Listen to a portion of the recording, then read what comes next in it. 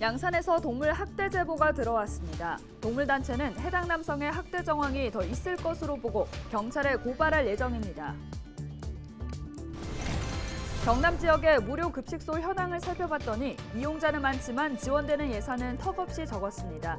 현장 점검 360도에서 취재했습니다. 경남의 모든 학생들에게 단말기를 보급하는 사업이 완료됐습니다. 경남의 미래 교육을 완성하기 위한 노력도 더욱 속도를 더하게 됐습니다. 통영 사량도 해역에 지난 31일 오후 6시부로 적조주의보가 발령됐습니다.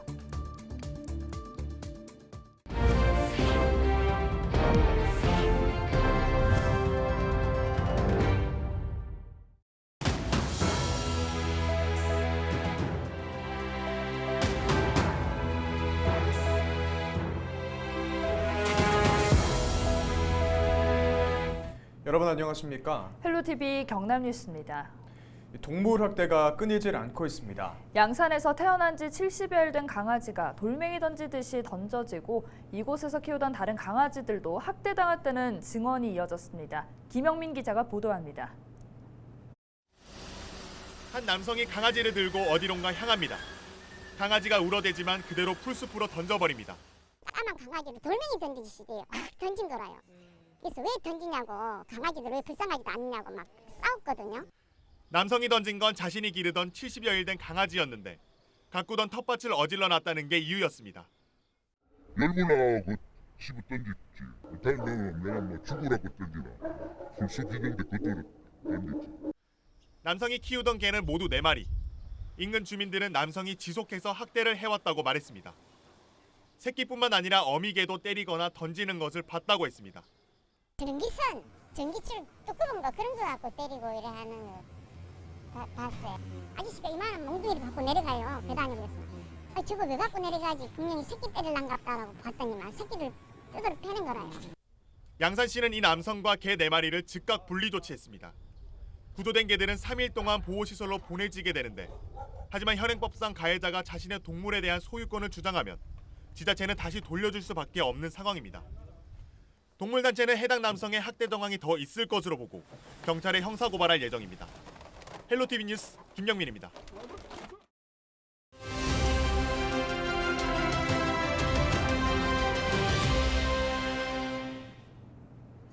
안 오른 게 없는 요즘 물가 상황에 유독 힘든 곳이 있다면 바로 무료급식소가 아닐까 싶은데요. 경남에는 130곳의 무료급식소가 있습니다. 정보공개청구로 이 무료급식소 현황을 살펴봤는데요. 네, 이용자는 많지만 지원되는 예산은 턱없이 적었습니다. 꼭 필요한 예산을 이런 곳에 써야 하지 않을까요? 현장 점검 360도 김수정 기자입니다.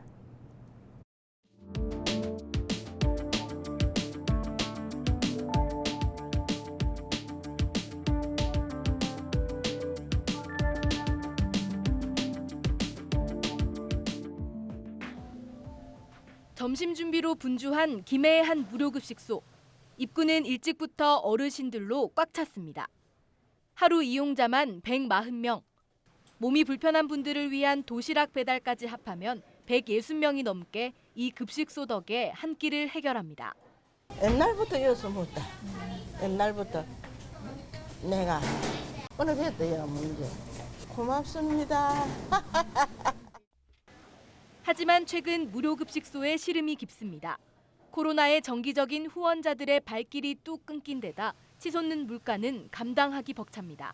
전기는 꾸준히 지출을 해야 되잖아요. 근데 이제 뭐 코로나 상황 때문에 이렇게 뭐 사업체가 어려워지거나 경기가 좀 어려워지는 상황들이 있어서 전기 후원을 하시는 분들이 좀 줄다 보니까 복지관 후원금의 규모가 진짜 많이 조금 줄고 있는 상황이거든요. 문을 연 지 20년이 된 밀양의 한 무료급식소는 자원봉사단체가 운영합니다. 식사하러 온 어르신들까지 일손을 거들기도 합니다. 이곳의 급식 단가는 2,700원 선. 그나마 인건비라도 줄여서 겨우 운영되는 겁니다. 모든 물가가 오르니까 저희들이 단가를 맞춰가지고 어르신들한테 그 전심 한 끼라도 무료를 대접을 하려고 하지만 그게 실질적으로 지금 좀 많이 좀 어렵습니다.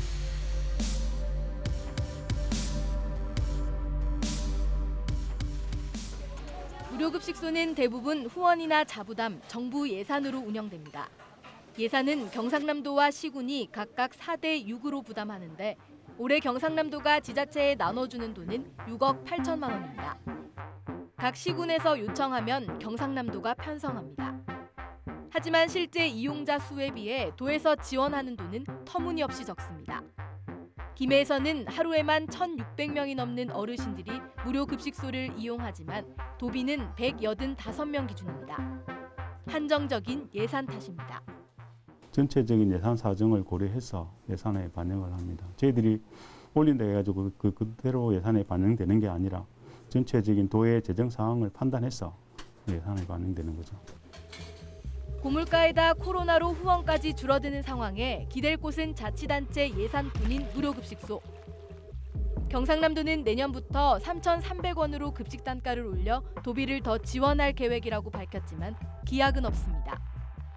헬로티비 뉴스 김수정입니다. 학교에 다니는 자녀를 둔 경남 지역 학부모라면 교육용 스마트 단말기를 보셨을 겁니다. 올해 초 경남의 모든 학생에게 스마트 단말기를 보급하기 시작했는데 8월까지 모두 전달됐습니다.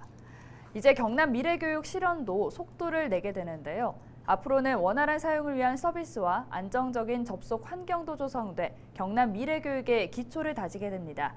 권정숙 기자의 보도입니다.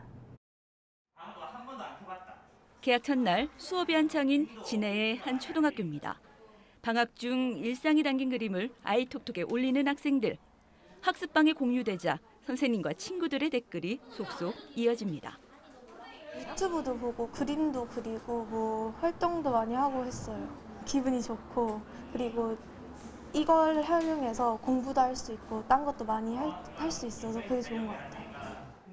디지털로 책을 보고 공부하며 소통하는 학생들. 자신만의 스마트 단말기를 갖게 되면서 교육 현장은 빠르게 달라졌습니다. 아이들이 다양한 이제 정보의 공간에 접속할 수 있는 기기를 하나 얻게 되었다는 것, 그것만으로 큰 의미가 있고요. 교육과정을 구성하고 운영하는 데 있어서 유용한 도구가 하나 추가된 것은 분명한 사실입니다.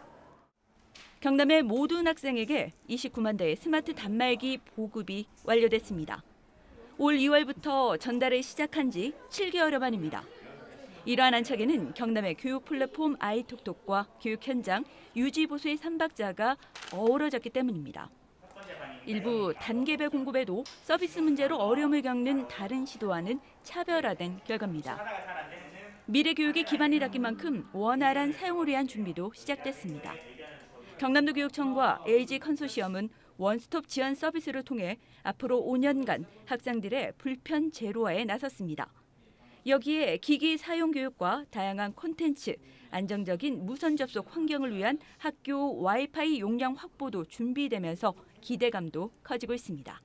우리 아이들의 진학 진로에 도움이 되는 이 미래교육 지원 플랫폼이 이제 제대로 활성화되고 좀 더 미래지향적으로 나아가는 것이 우리한테는 중요한 과제가 되고 그 부분을 우리 선생님들과 바깥 지원하는 곳 힘을 합해서 제대로 나아가도록 하겠습니다. 전국이 주목한 경남의 스마트 단말기 보급. 안정된 기반에 탄탄한 기초가 쌓이면서 경남의 미래 교육은 한 걸음 더 나아갔습니다. 헬로티비 뉴스 권정숙입니다.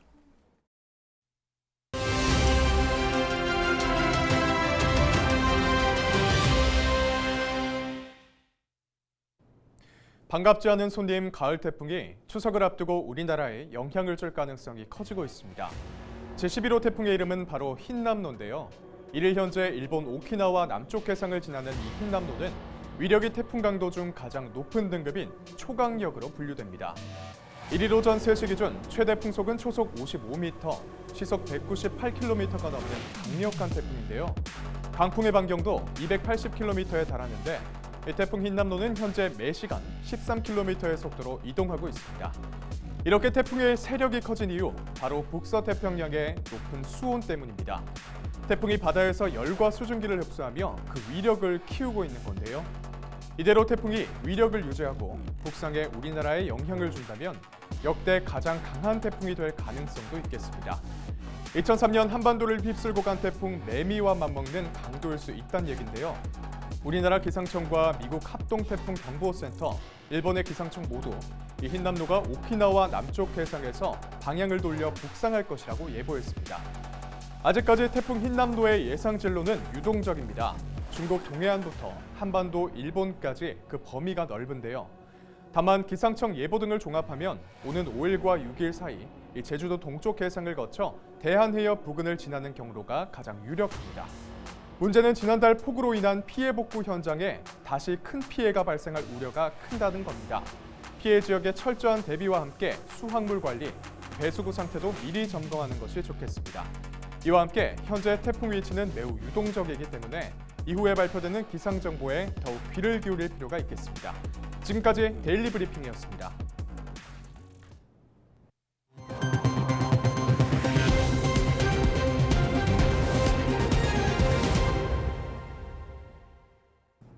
노무현 대통령 기념관이 고 노 전 대통령 생일에 맞춰 1일 문을 열었습니다. 이날 행사에는 문재인 전 대통령 부부를 비롯해 권양숙 여사와 박완수 경남도지사, 홍태용 김해시장 등이 참석했습니다. 깨어있는 시민문화체험전시관 이름으로 문을 연 기념관은 노 전 대통령의 일대기를 비롯해 참여정부 시절 기록물을 담은 총 10개의 전시실로 구성되어 있습니다. 전시관은 오전 10시부터 오후 6시까지 운영되며 매주 월요일과 명절 당일은 휴관입니다. 입장료는 성인 기준 2,000원이며 김해 시민이면 요금을 50% 할인받을 수 있습니다. 통영 사량도 해역에 지난 31일 오후 6시부로 적조주의보가 발령됐습니다. 국립수산과학원은 사량도 해역에서 적조생물인 코클로디니움이 밀리리터당 최대 270개체가 관찰되면서 적조주의보 해역을 발령했다고 밝혔습니다. 코클로디니움은 바다에서 분포하는 식물성 플랑크톤으로 우리나라에서는 주로 여름철에 적조를 일으킵니다. 창원시가 수돗물을 식품을 관리하는 수준으로 생산 체계를 구축하겠다고 밝혔습니다. 이번 대책은 지난 7월 발생한 수돗물 유충 사고와 관련해 원인을 분석한 결과 재발을 막고자 마련됐습니다. 창원시는 3개 분야 9개 세부 과제에 수돗물 안전 강화 대책을 수립하고 석동, 대산, 북면 정수장에 대해 내년 4월까지의 식품 경영 안전 시스템 인증을 완료할 계획입니다. 또 주간과 월간, 분기별로 수질 검사를 실시해 그 결과는 창원시 홈페이지를 통해 시민들에게 공개할 예정입니다. 김해시가 수돗물에서 독성 물질인 마이크로시스틴이 검출됐다는 환경단체의 주장을 반박했습니다. 지난달 31일 환경단체는 김해 수돗물에서 0.056ppb 마이크로시스틴이 검출됐다며 이는 미국 캘리포니아주 안전기준치의 약 1.8배라고 밝혔습니다. 김해시는 환경단체가 지적한 수치는 캘리포니아주 기준으로 국내 환경부 기준으로는 문제가 없는 수준이라고 말했습니다. 시는 최근 2달간 검사한 수돗물에서 마이크로시스틴이 검출된 적은 없다고 전했습니다. 창원 특례시가 국회를 방문해 창원 지역 개발 제한구역 조정을 촉구했습니다. 홍남표 시장은 1일 국회의원 회관에서 열린 개발 제한구역의 합리적 관리 방안 토론회 토론자로 나섰습니다. 토론에 나선 홍 시장은 3개시 통합으로 현재 지정된 개발 제한구역은 창원의 도심 한가운데에 존재해 지역 발전에 걸림돌이 되고 있다고 밝혔습니다. 또 개발 제한구역 조정만이 지역 방위 산업과 원자력 산업의 성장을 이끌 수 있다고 덧붙였습니다. 고성군이 민선 8기 공약 사업을 확정했습니다. 이상근 군수는 1일 10개 분야 70개 민선 8기 공약 사업을 확정해 발표했습니다. 주요 공약 사업으로 조선항공 첨단산업 유치와 기업하기 좋은 고성, 농축수산물 메카 구축 등 지역경제 활성화에 초점을 맞췄습니다. 함안군이 9월 한 달간 복지위기 가구 집중발굴 기간을 운영합니다. 대상자는 경제적 어려움 등으로 도움이 필요하거나 지원받지 못하고 있는 복지 소외계층에 대해서입니다. 특히 금융 채무나 가정폭력 등으로 주소지를 두지 않고 거주하는 가구를 중심으로 발굴합니다. 발굴된 위기 가구는 긴급 복지 지원 제도와 기초생활보장제도 등 공적인 자원을 지원하고 공적 자원이 어려운 가구에 대해서는 민간단체와 연계해 관리해 나갈 계획입니다. 이상으로 뉴스를 마칩니다. 함께해 주신 여러분 고맙습니다.